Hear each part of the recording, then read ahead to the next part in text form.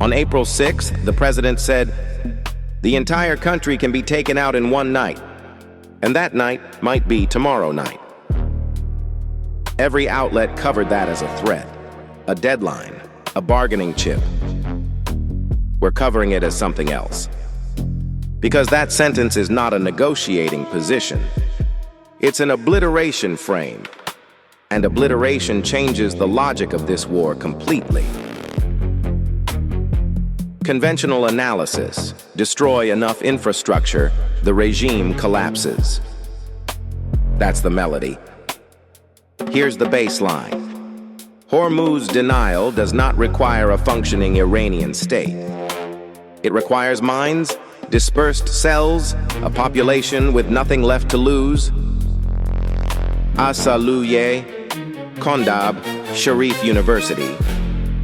These strikes don't reduce the asymmetric threat. They remove the restraint incentives that kept it bounded. A regime with infrastructure to protect is a regime that can negotiate. Remove that, and you've changed the equation. Iran's nuclear fatwa is strategic, not permanent. The logic holds as long as there's something left to protect. Day 38. The IRGC intelligence chief killed. Second consecutive intel chief eliminated. Unit 840 dismantled. When the cost of restraint equals the cost of pursuit, the fatwa inverts. Dispersed underground nodes become the only remaining deterrent. Not a bomb, a signal.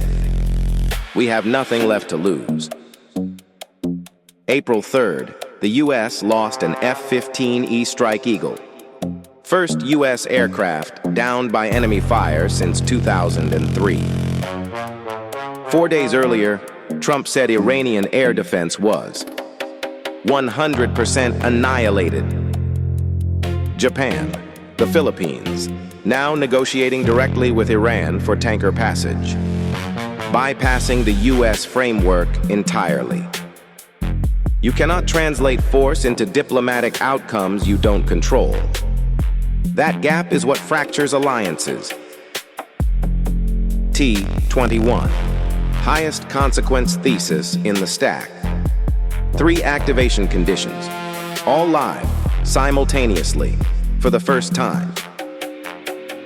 Obliteration-scale language formalized. No successor authority capable of ceasefire confirmation. al-Mandab threatened as the next level.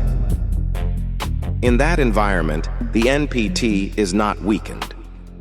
It is functionally dead. This is the founding event of post-unipolar deterrence architecture. That's what one night actually means.